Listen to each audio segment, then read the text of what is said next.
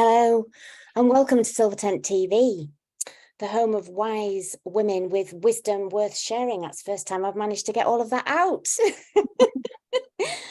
So, in this call, we're going to be talking about abuse, the problems of abuse, and also maybe some of the wins about it all. And I've got Janet, Lucy, Lorna, and myself, Sunday, and we're members of the Silver Tent. And I'd like us to introduce ourselves. So, if I go first, I'll say that my name's Sunday Gilchrist. I live in Ilkley in West Yorkshire, and I'm an estrangement coach, a relationship coach with estrangement as my speciality area, one which I didn't think that I would have, but anyway, that's a long story. And why I'm on this call is because abuse has played quite a significant role in my life, and partly, well, perhaps a lot of it, it's been one of my keys to my what I would call awakening. So some of the things that I've experienced about being abused, but also being abusive myself, has been my key to finding out who I am. So that's me. Lorna, would you like to? Yes, thank you, Sandy. Yes, my name is Lorna Monroe. I'm down here as a champion for change, and I guess abuse has helped me to be that champion for change in many ways, which we may get into later on.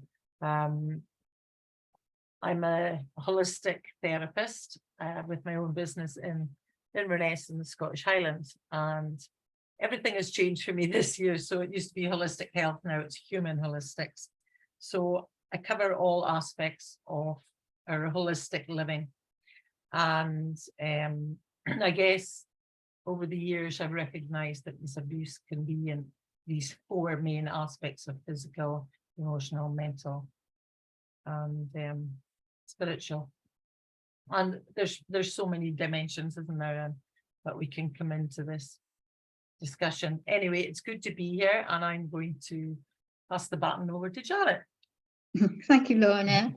So I'm Janet Powers. I'm in South Wales, and my final career so far in my 70s is as a life and leadership coach and a writer as well.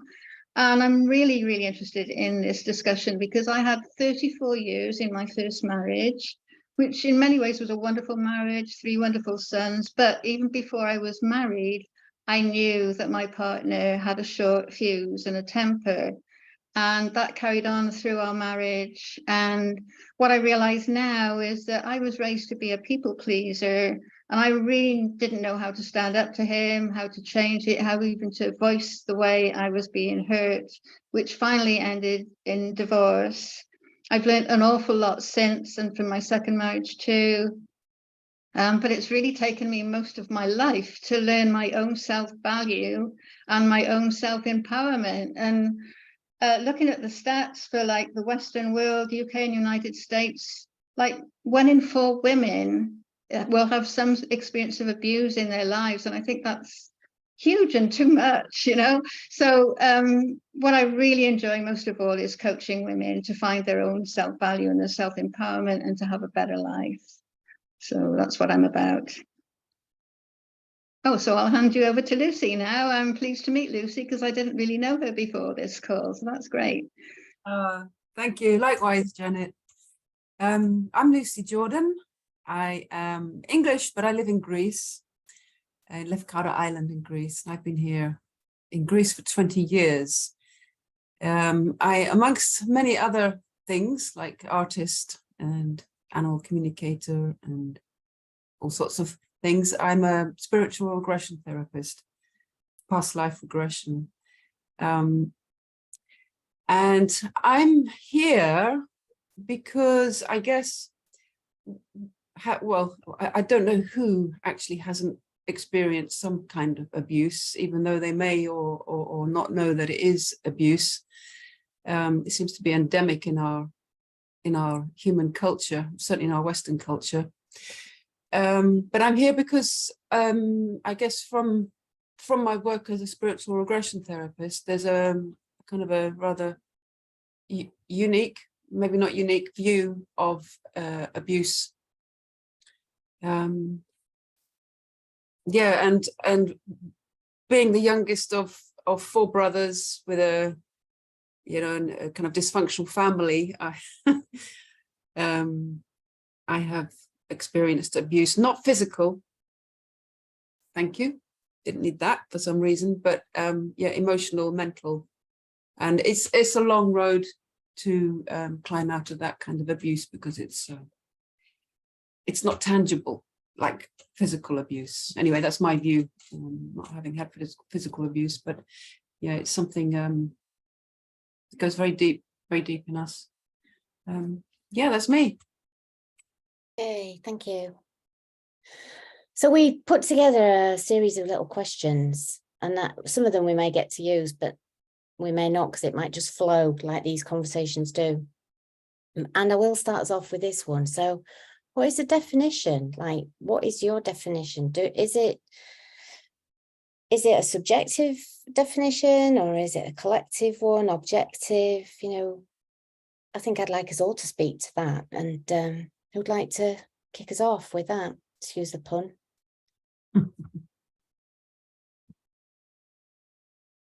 I can say a little bit more if you like, because like Lucy, it wasn't any physical abuse. For me, it was verbal abuse. So you don't see it perhaps at the time as abuse so much, you know, just like, oh, this person's not being very nice in the way they're communicating with me. And the interesting thing was in my marriage was it wasn't usually about me. I did a lot of reflection after more than at the time. But I was the doormat, and if my husband was up against some, which he was sometimes, some difficult times outside the home, he would come home and he knew he could let rip at me, you know, and yeah, I wouldn't fight back, kind of thing. So, and I didn't really see it as abuse at that time, but I certainly know it is now.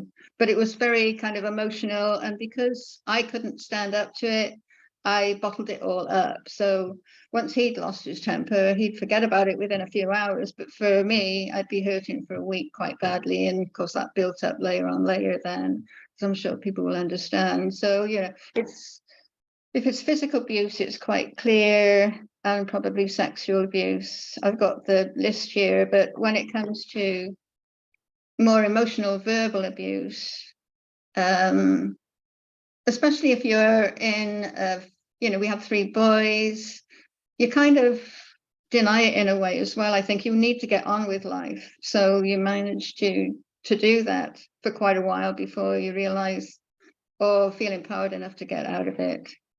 So, yeah. Thank you, Janet. Well, the thing that you said that I was so inspired to respond was that I was hit as a child, and it took me well into my 30s before I could even contemplate that was abuse. I find it stunning that I actually had to convince myself, and I suppose in a way I was losing a lot of beliefs, and to sort of start to pick at that, well, I was abused, so what does that mean? You know, I knew it was wrong, and yet I couldn't sort of, because I hadn't really looked at what abuse was. As I was young, little, you know, I got hit a lot and got forced and controlled, and it's interesting because then I went on to repeat that patterns. And I know, Janet, you've got a question about that, and I'm really curious. You know, that question will come up later. Excuse the little fandango that's going on there, if you can hear it. But for me, I've lost the thread of what I was saying there now. Being hit was just part and parcel of living in this vibrant, noisy family, of which I was the youngest, and also that's what I was saying. I then went on to be abusive, and further on down the line still, you know, I've now got that definition that if anybody shouts, that's abuse, you know, shouts at, and then of course there's all the self-abuse as well. So I find this topic absolutely fascinating because, like you say, I think it was Lucy, you said it's so endemic, you know, people shouting at each other, road rage, all of that sort of stuff. You know, everywhere there seems to be this this violence and abuse, you know, and those sort of things go. And it's funny when I first started to talk about abuse, my family thought that I was referring to sexual abuse, because that, again, I think people think when you talk about abuse, they immediately go to that as a first port of call, then think, oh, domestic violence. It's almost like it comes down in the series of awfulness, whereas shouting at somebody perhaps isn't considered to be abusive. I stand, that's my point of view on that. And, other people will have different points of view, because you hear that phrase, don't you? Well, I got hit as a kid, it didn't hurt me, when it sort of knocked the sort of sense into me, and legitimising. I suppose I was part and parcel of that at the beginning, but then as I've got older, I've thought, well, it has harmed me. There are consequences, but then again, that was the portal to my awakening, sort of looking at all of that. Yeah. Yeah, I like that, Sandy. Thank you. I wasn't hit like, I only remember one thrashing that I had, and that's the word that got used in the 60s, 70s. You get a thrashing or a leathering, or and my belief was it was for my own good, because I had sort of wandered off and put my family into panic as a little tiny like 2-year-old or something, and then as a 3-year-old wandered off again, and then it's like you get the flashing, because I had to do that for your own good, because you wandered off, and it was and I understood, like, later on in life, how the fear, when I became a mother myself, and the fear of having this little children, and I had like 2 years between my 3 daughters, and it's like if they wandered off, even if they were on the swings, I'd be like, whoa, and scared for them. And as my daughter always saying to me, you're putting your fear into her, like my granddaughter now, she's not got fear, you're putting your fear into her. So it's like that fear gets passed down, and we don't call it abuse. Well, I didn't call it abuse. I always felt totally loved, and all my needs were being met, I thought. And like you say, Sandy, well, I got hit and it didn't do me any harm. Yet when that portal is open and you start looking at yourself and going deep into your own shadows, and it's quite scary looking at it, because as that little child, you don't know the words that go with the feeling that you're feeling. So I had to look at how could I have been feeling as that 3-year-old. I was feeling hurt, I was feeling upset and humiliated, embarrassed. These are quite strong words, but when that was going on, it was just normal. Yet, and then the other one, what was the other one? Oh, for me, it was like the sword, the tongue is sharper than the sword, because sticks and stones will break your bones and names will never harm you. So you, like Janet, you said you were in an abusive marriage, and I mean, I was just as good as my ex-husband with dishing out the sharp tongue, and that verbal abuse. I felt, looking at from my own journey, was that it stuck deeper than a slap, and it's funny right now, because I'm deaf in my left ear just now. I've got a lot of stuff going on with it, and it's been like that on and off for years. And I'd actually said that my ex-husband was verbally abusive, but he never was physically, and it's actually that memory came back, but he had hit me in that side of the ear. And I remember going to the doctor, because it was in so much pain when I put my head underwater, that I said that a door had hit me, because I didn't want to say, but because I had felt so bad that I had made somebody feel that they wanted to hit me. So, we were probably as bad as each other in many ways. But at that point, I was in the blame game, and, blaming everybody else for that. I don't want to go on too much. Give Lucia chance.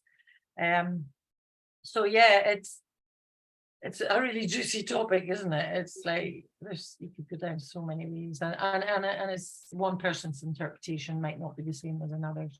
And what that abuse is like, because I always recovered far better from a slap than I did from words. I definitely found that. Yeah. Thank you. What the definition of abuse is. I mean, it's a rhetorical question. I'm just wondering whether it's something like power, wanting power over somebody, because bullying is a form of abuse, and bullying can take all sorts of forms, physical, verbal, like a gross violation of someone else's boundaries, personal boundaries. And I guess we're in a culture that doesn't encourage self-responsibility. So, you know, you were saying, all three of you, really, what's happening is the abuser is passing on their pain to their victim. And I put that in parentheses because there are no victims, really. You know, on a certain level, on a soul level, there are no victims. But maybe, you know, it's just part of our human evolution. Is abuse is probably a really important tool for self-development, or for both sides, the perpetrator and the victim. I mean, without it, if there was no abuse, what kind of world would that be? Well, I mean, probably beautiful, right? But it's something, you know, utopian, maybe. Yeah, that's a bit of a... Yeah, I've gone down that one as well. Can I just say a little bit about my Yeah. second husband, because he is also a coach, and we did a lot of self-inquiry, but I learned a lot from him, because when he was a little asthmatic boy, about 4 or even younger, his father beat the living daylights out of him. He had a big, strong father who beat him for being joyful. Can you imagine? You know, and it affected him, as you can imagine, a lot. And like reflecting on it, I'm thinking, and his father's father beat him also. So I think, like, my husband's father, seeing this little boy joyful and free, triggered what he didn't have in himself, you know. I think that's what probably was the deepest thing that was, you know, he's had a lot of responsibility and other things, but it's interesting that, you know, as a little boy being so joyful and lovely, it triggered his father to beat the hell out of him until he thought he might have killed him, you know. It's so interesting. And what you said, Sandy, about your childhood, I guess you were really young. Like, what can you do as a child if you're really young? You're depending on those parents for your, you know, to survive. You know, you can't walk away. You can't do much about it, you know, when you're so young. I did run away once from home, but they got me back. But the thing about my childhood was, you know, and I got complete with my dad. I want to make this clear that, you know, my dad was this very dynamic, passionate man who had these massive mood swings, and they were really fast and furious. And I remember Mum saying, if your dad's singing, it's all right.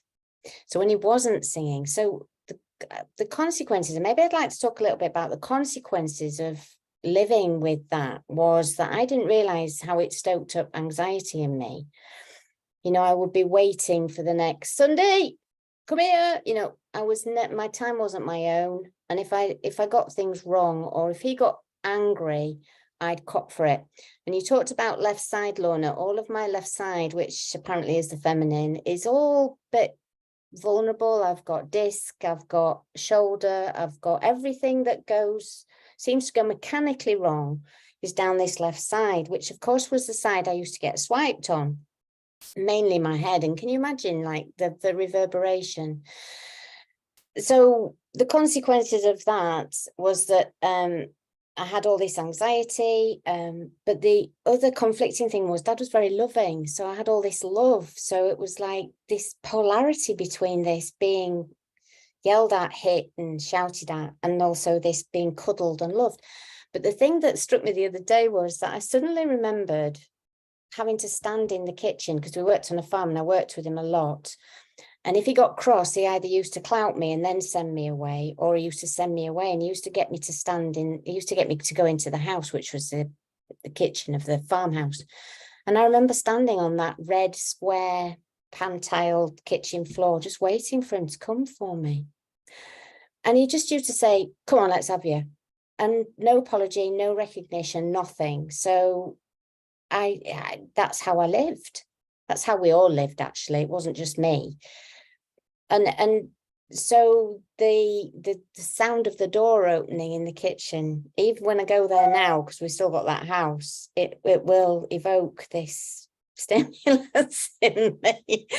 It's not the comfiest place to be, isn't that house, you know? But I also recognize that I picked up his patterns with my own children. So another consequence, which was the most painful one, was me realizing that I was doing the same to my girls. And that was when I started to, I'd be about, I don't know, late 20s, early 30s, when the penny started to drop. And I'd been a mother for about 9 years at this time. And the penny started to drop that I was abusive, but I didn't label it like that. I just knew that at that point that it wasn't right and that I had no control over myself. I'd go into these like spontaneous eruptions and do and say things that I would probably get taken to court these days if I was doing that. And you know, I'm sure it must still go on. It's just it's hidden or ignored, or, you know. So I can imagine that there are a lot of children who are still subjected to this parental, and we just pass it on like a pain parcel down the generations until somebody says, and I started to speak to my siblings and they're all in the camp of, well, maybe they're not now, but in that time they were all, you know, well, it didn't hurt me, you know. Dad was a good motivator. By God, he was. But I'm so glad that he started the healing journey in this pain in our family, because he did say to me once, you know, Sunday, when I get cross, just say something. And I thought, yeah, right, Dad, there's no way I'm saying anything to you. And then when I told him that I loved him and thanked him for my childhood, after I'd had this huge awakening when I was 40 something, and he cried and he said, I worried that you had a nice childhood. So he was the one, I think, and he was the last one of 8. So it's interesting, I'm the last one of 5. So he'd started a little bit of poking around in, I don't think I'm doing very well as a father. But yeah, and I've taken it that extra stretch on and yeah. Yeah, thank you. My little slice of suffering, as we call it, is, you know, the family disease of alcoholism. And so, you know, there's the abuse of the alcohol, maybe, and I'm a Scottish Highlander. It's a cultural thing. It's, you know, there's something wrong with you if you don't drink alcohol. And I don't think it's so rife now, but because there's quite a lot of people that's in my circle up here that don't take alcohol, but it's how it changes the behavior in the person that takes it. And you know, that saying the truth comes out when you're drunk. It's not true. That's not true in my case. And I always think that, you know, that learned behavior in those first 7 years, it's known now that the first 7 years of life will mimic the parents. And I had a happy dad when he was having a dram, and he would sing and dance, and I was brought up with a lot of Haileys and good things. But some of you know, I went on to see another side of that as well later on in my life, the abusive side of that, as in verbal, physical, mental, spiritual. And you know, as you're saying about the awakening, I was about 45 when I had I ended up in a 12-step program myself by being married to alcoholics. well, I've been in relationships with alcoholics, developing my own alcohol abuse problem. And, you know, I wrote a book about that in 2020. It came out about living in 3D, drink, drugs and denial. And it was, but this was all about my own denial and my own journey. I wasn't really telling the deep down truths of things that happened to protect other people, really. And, you know, it's like, they've all got a different truth to me. They see it very different to the way I see it now, because when I was involved in the 12-step program, that's when I had this out of body experience and I started to see things very differently. But that was just the start of it. That was the start of me having to deep dive into my own shadows and see myself. And then I became so bloody guilty because of when I started seeing, like you said, Sandy, you were following that pattern on with your own girls. I was the same. And I tended to do a lot of shouting, and because I didn't want to hit them, but I threatened them. I don't know what, you know, I threatened them with the hitting. And I, even in school as a kid, there was always that threat, the belt was there and you'd be threatened with the belt. And I was this highly charged, sensitive child that was terrified, absolutely terrified. But I was a big child, so there was expectations, I think, I feel now, that was put on me because I was a big child. And oh, for goodness sake, you know, don't be stupid, you can't be crying like that, stop that crying. And you know, that sort of talk where you suppress it. You're right, okay, I better not be crying, and I better show that I'm a big and strong and I'm determined and I'm not going to let this affect me. And then you go on and you allow others to call you these horrible names, and you just take it, you know. And some of these things have been coming back to me recently about things that were said. But then while I was doing my own deep inner work, there's guilt. Just, I mean, it nearly suffocated me, the guilt, my own guilt of how I would be screaming through walls and shouting and bawling. And I think that, well, I know now that a lot of that's been used against me now as an ammunition of maybe more like a subtler abuse that by other people, because you know, well, you did that and you said that, and I'm like, all right, yeah, well, you said it, Lucy, about we're not, you know, being responsible. We live in a society where we're too busy doing that, pointing the finger. And I mean, that was an epiphany for me when somebody said that there's 3 pointing back at you, Lorna. Oh, well, so there is. And yeah, so I mean, I was very, very blessed. Janet, you were talking about this inquiry, and I was very blessed to go into that. I am responsible and let it begin with me. And I still do that and take it back to me if I feel irked by anybody else and their words and what they're saying. I think in Scotland, there is now a law for emotional abuse and what that entails. So, you know, there is, and it's about the verbal, you know, verbal abuse. Think So, as well that yeah. in Scotland you're not allowed to hit your children, are you? No, you can get charged for it. I mean, there's different laws. I don't know what the whole thing is yet, but it's that,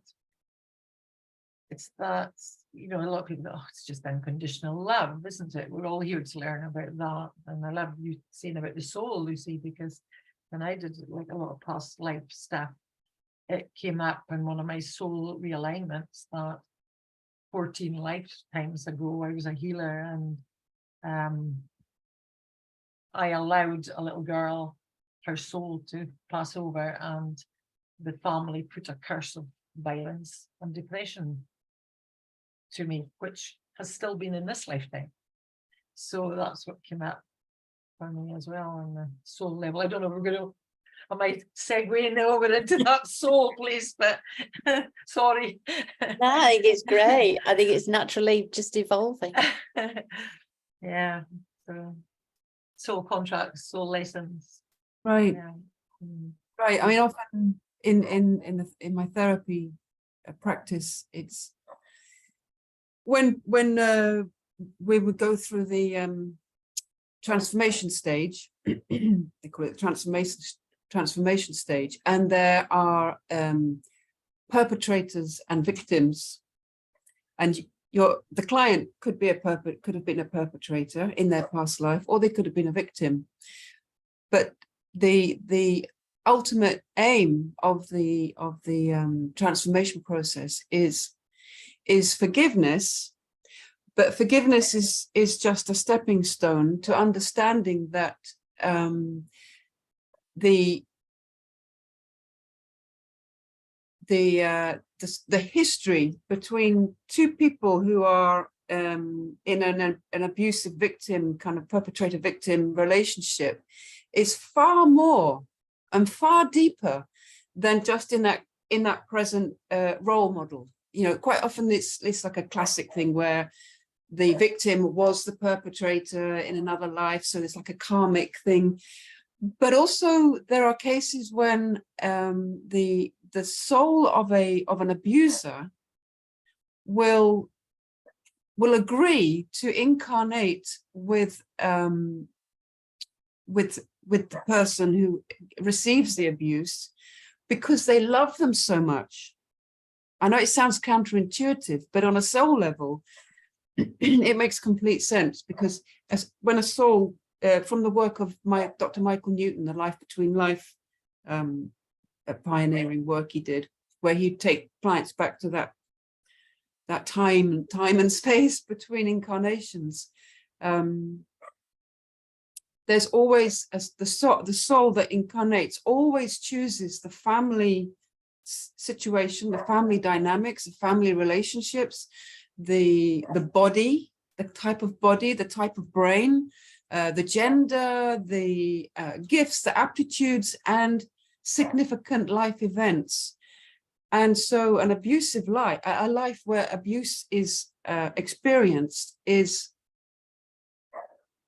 I don't like to say always in these things, but Often.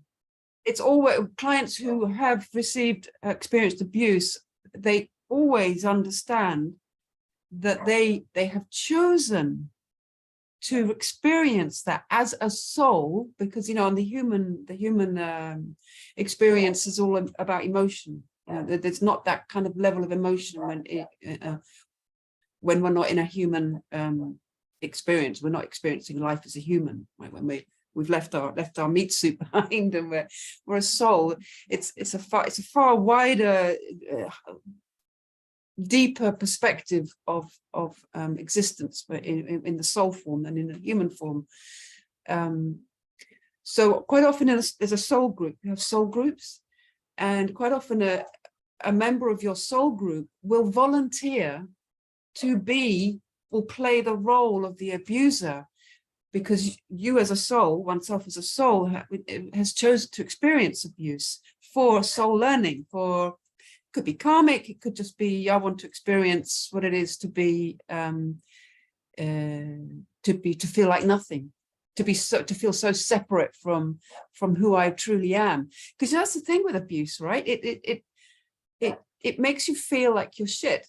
It makes you feel worthless and horrible and shameful, and, you know, all those really low level frequencies of emotion. You know, how many people have actually ended their life because they cannot go beyond their experiences of abuse, because they can't take it anymore. They can't stand another day with themselves because they feel so bad about themselves. They feel so awful. They feel so worthless. You know, and that's something that a soul chooses to go through. It's a great burden. It's not a burden, task. It's a huge task for a soul to undertake. It needs immense strength to choose that kind of lifetime. You know, especially like physical, sexual abuse as a child. It's got to be the most horrendous. So it's a tough road, but when one can reach that level of understanding that there is that, I'm sorry about the dogs barking. If you can hear. It's very faint it's in the faint, background. It's yeah. fine. Unless I go out and shout at them. Abuse them. Yeah. It's getting beyond forgiveness even, because at the soul level, there's nothing to forgive. It's nothing to forgive. It's an experience, and it's an experience that can, if we choose, can it evolve us? We can take huge strides in evolving our understanding from a soul perspective. Yeah. Thanks for that, Lucy. You know, I've just recently cottoned into that soul level thing. I wondered why I found it so easy to forgive, you know, and I want to come to you, Janet. I just want to wrap this little bit up because of one of the questions that you asked. I'll come to you. I just want to wrap this little bit up in my own experience of this forgiveness thing, because I think that in itself is a massive thing, you know, because as I was forgiving Dad, I was forgiving myself, you know, and it was that thing, that sort of like dance between, well, I couldn't blame him because I was doing the same. So it's like, if I'm going to forgive me, I have to forgive him, you know. And I also feel that I've got this quite easy forgiveness thing. But what you said, Lorna, about just taking it, you know, I've just been so bloody strong, you know, just taking, and it suddenly dawned on me that, yeah, because I'm strong, I'm allowed, people think they can say what the hell they like to me and I'll still stand up. You know, I'll still be standing and just look, and I can remember things that have been said to me, and I've just been, I suppose in a way I was in shock, but I was also in this, you're not going to bloody beat me attitude, you know, bring it on, give me all you've got, you know, and they did.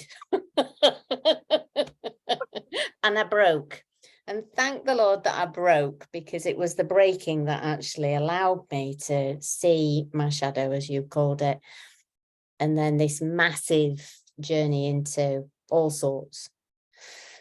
Yeah, Janet, you asked this question. Linking these two together, do you think that domestic violence is done by people who have been abused, you know, that sort of pattern, or do we go the other way? I mean, some people argue they go the other way, but then tying it in with that question, are we less likely to be abused, especially tolerate abuse as adults, if we fully value ourselves?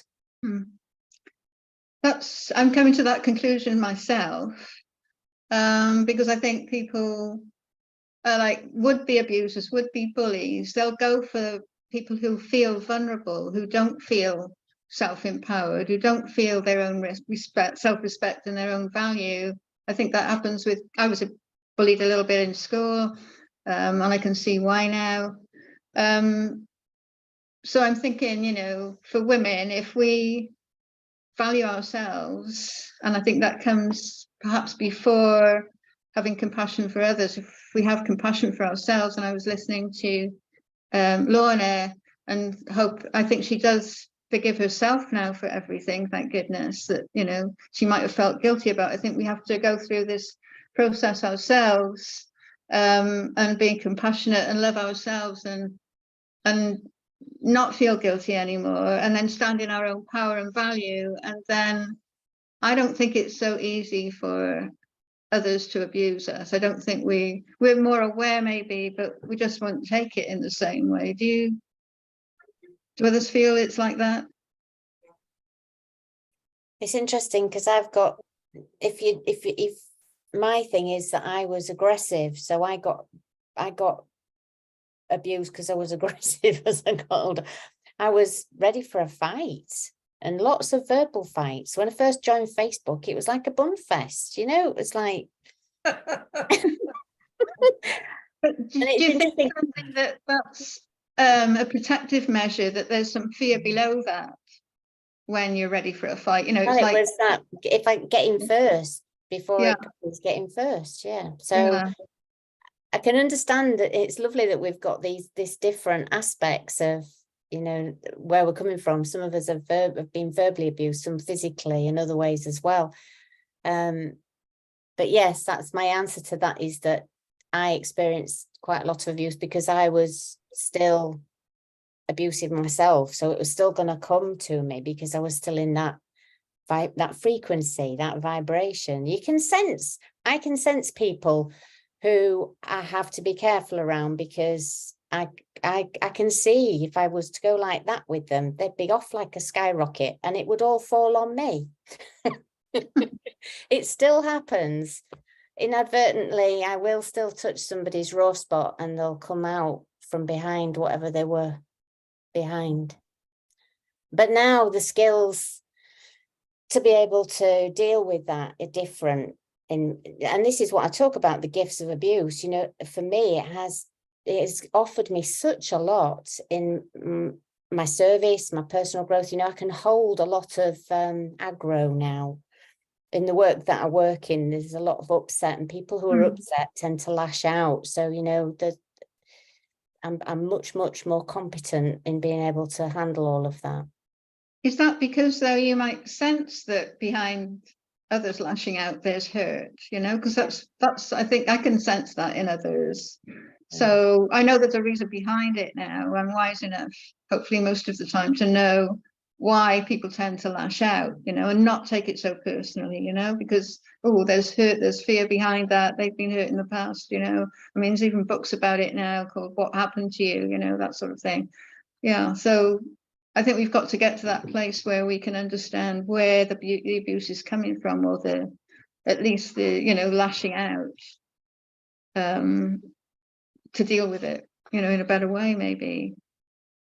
I always find, for me, it depends who's in front of me, and I think, Janet, we've talked before about Dr. David Hawkins, and he talked about having compassion for the innocent child, and that's where I tend to come from. It's like that person is lashing out because inside them there's a hurt innocent child, so I can have compassion for that. And usually, if I'm quick enough, I can come from that place.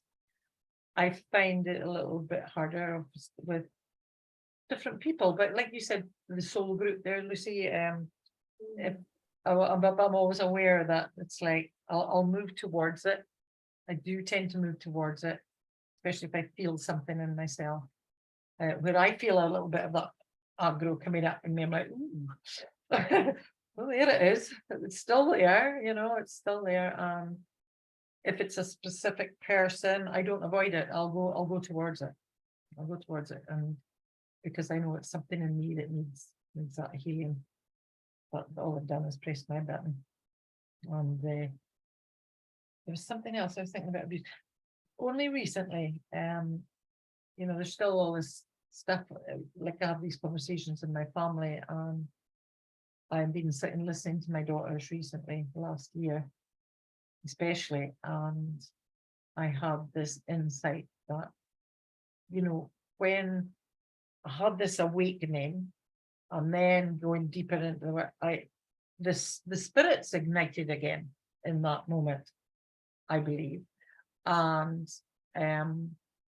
so then, you know, because that spirit has been stunted maybe in the first 7 years in some way, and then it becomes ignited in the adults, it's like that has to mature. And in that growing, you know, like we grow these egoic minds and everything. So it's like in that growing, I grew this spiritual ego, and actually I abused my family spiritually in some subtle form, because I was growing this ego. But there was an element of, if I find something and I love it, I just want to take everybody with me. And of course, not everybody wants to come with me. And it's like, whoa, why not? I just, you know, I'll fall down a hole and I'll find something amazing. And I'm like, oh my God, come on, people, come with me. So, you know, and like my daughter said, one of my daughters says to me something about, but you see it like it's fact. And I'm like, well, it's been an experience for me. So yeah, I guess I see it as a fact. And then that's maybe how I express that, or how you take it. But actually, I'm probably poking their buttons more than I realize. But yeah, there was that element of, oh my God, I think that was probably me spiritually abusing in some subtle way that I wasn't aware of back then. you know, and You mean like, Lorna, I'm going to ask, like, do you mean like feeling holier than thou because you a little found bit, the yeah. spiritual path? Yeah. Yeah, I know yeah, the yeah, way. Follow me. Yeah, I am the light. I No, know I am. the truth. Oh God. Lucy, have you got something to add to the mix, Luce? Oh, I'm blank. Yeah, something that came up when you were speaking, Lorna, earlier in what you were saying. It's like there's an inner vibration, and it was mentioned earlier, self-abuse. Mm. How we talk to ourselves in our mind. I mean, it's awful. It can be awful, really, really awful. And so, like you were saying, Janet, bullies, abusers, they subconsciously pick their victims very well because it's someone who is not yet strong enough in themselves, and as you say, in their self-empowerment, to draw the boundary and say, up yours, get stuffed. An abuser wouldn't go for someone like that because they somehow instinctively know that they can't bully them. So really, the gift of abuse is self-love and self-respect, finally, isn't it? And self-forgiveness. But of course, there's nothing to forgive because we're all spiritual beings having a human experience. But it is such a gift, actually. Abuse. It's like a fast track. It is. It amazes me, and when you first start to lift that lid, and I'm a beggar because anything that's covered up in my world, what's in here, I've always been that, why do I do that like that and and want to look? And when I realized that I'd been abusive, and when I realized that even shouting at somebody or having abusive thoughts like towards people who would that dickhead, can you say that? When somebody's driving and you say, what a bloody dickhead, and it's abusive. And then of course you read a book like Nonviolent Communication by Marshall B. Rosenberg, and that sort of tips your world again, because then you start to realize the amount of unconscious abuse that goes on everywhere, and people, my experience is people don't always want to look, It takes huge courage to admit to myself, it did, that actually I've been abusive. And then, I don't know if anybody wants to talk about sexual abuse because, I'm talking about shouting and hitting, which is like everyday occurrences in our culture. But for the women who have to talk about sexual abuse, I take my hat and coat off to those women because that must be the most difficult thing. And very often people, perpetrators, family members, whoever, because they're usually abuse is usually in the home. Let's not beat about the bush here. Most of stuff, it goes on in homes. So the family is sort of the birthplace of abuse. And a lot of people will have people who are still alive that, who are still, and we find it difficult to speak of. I mean, here, like protecting other people's identities, and family members, etc., etc. It's really hard. No wonder it manages to stay alive because it's sort of just always under the radar and people. So we're running out of time, but I wondered the sexual abuse thing, but also like stuff that you see in your everyday experience. Do we speak up to it? Do we stand up for the barista like I did recently, who was getting an earful from some customer that was being unpleasant? Do we say, hey, hang on a minute? Do we call it out or call it up?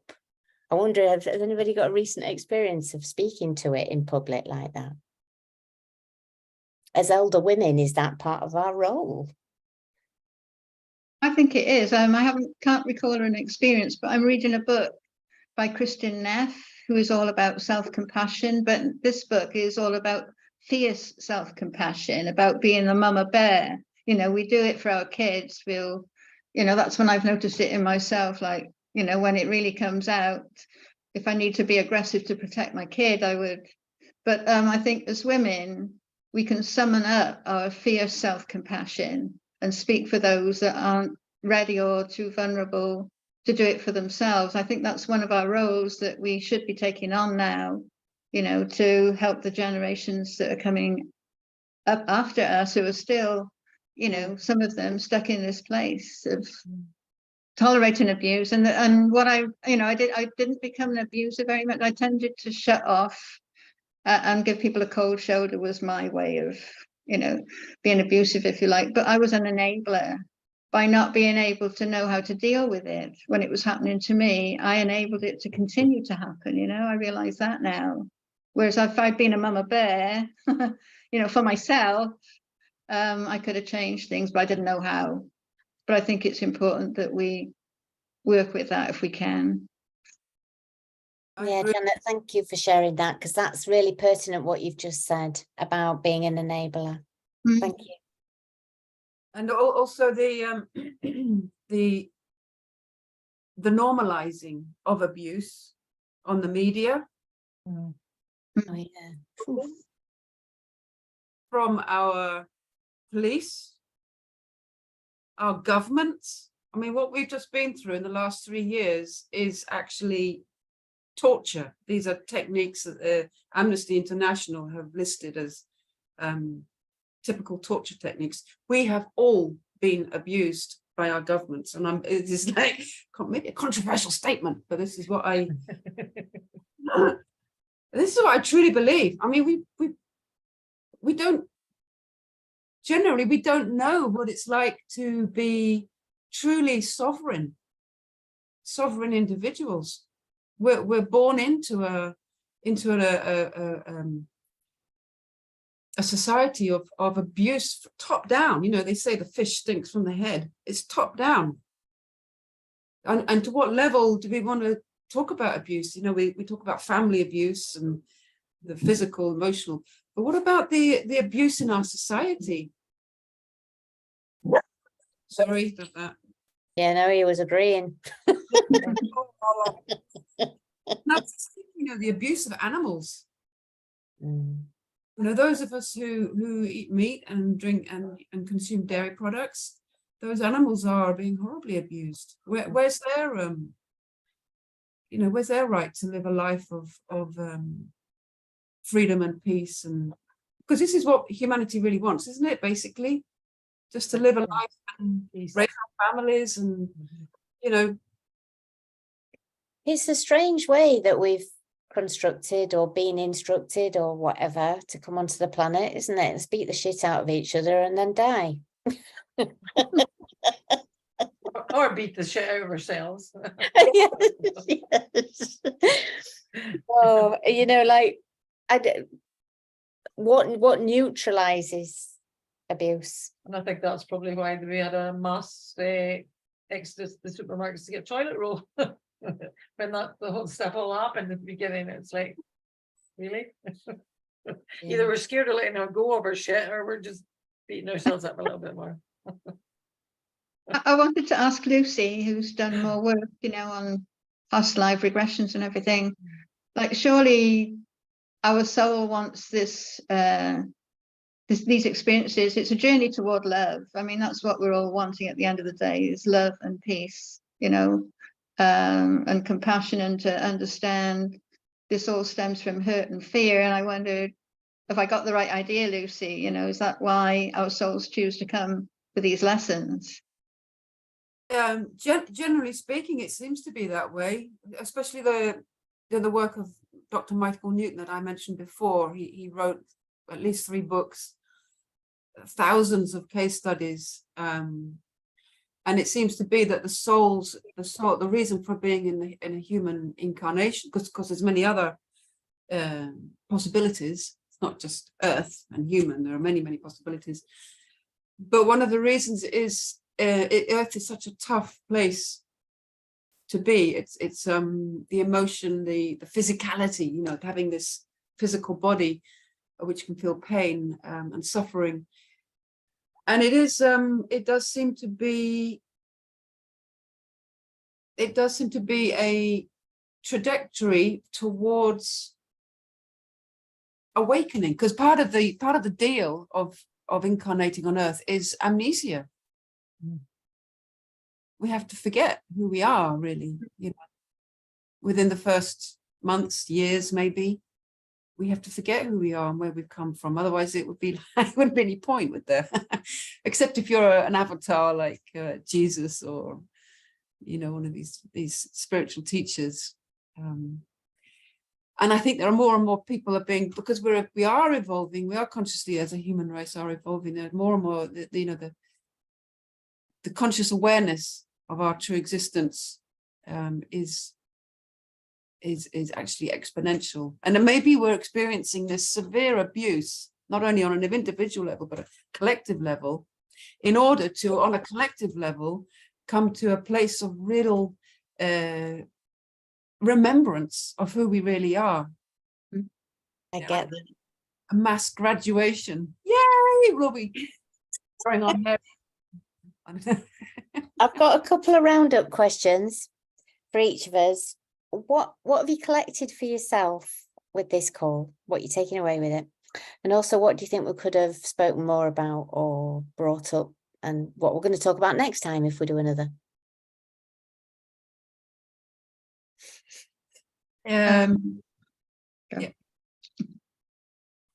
For me was, and it's something personal, because it's resonated with me, is to stop the self-abuse. It's a very bad habit I have of talking really horribly to myself. You've got to stop it. And Janet, it really on point that it's a frequency. What we're doing inside of our self-talk is what we attract. So for me, it's yet another reminder to talk kindly and compassionate to myself. And for more talk, I haven't got an idea about that right now. Yeah. No, Donna? Normie, I don't have a follow-up at the moment, because don't there's have a so follow-up. much. There's so much. Yeah. But like I usually say that I'm beating myself up with a feather these days and not a stick. So yeah, in fact, never mind beating myself up, I'll just tickle myself with a feather instead. Because for me it's about being in joy, not, you know, out of contentment's for keep, happiness is fleeting, but I can really find a place of joy in myself a lot easier today than I could before, and I have various practices for doing that. And Lucy and I were virtual runners. Feels like another lifetime ago, weren't Lucy? But I can't believe I even did that. I know, right? So it's like running sort of part of my thing to keep myself. I get these insights when I'm out in nature and outside, and yeah, just to keep on keeping on, and noticing when those, it's to be aware, it's that self-awareness, just to expand on the self-awareness and put myself up, and like you say, Sandy, if I see somebody else that I feel has been abused, not to ignore that and maybe jump in, use discernment, and because some people don't like you jumping in. And you may end up getting a mouthful yourself. Like, they may want to fight their own battles. Yeah, but it's been a great chat.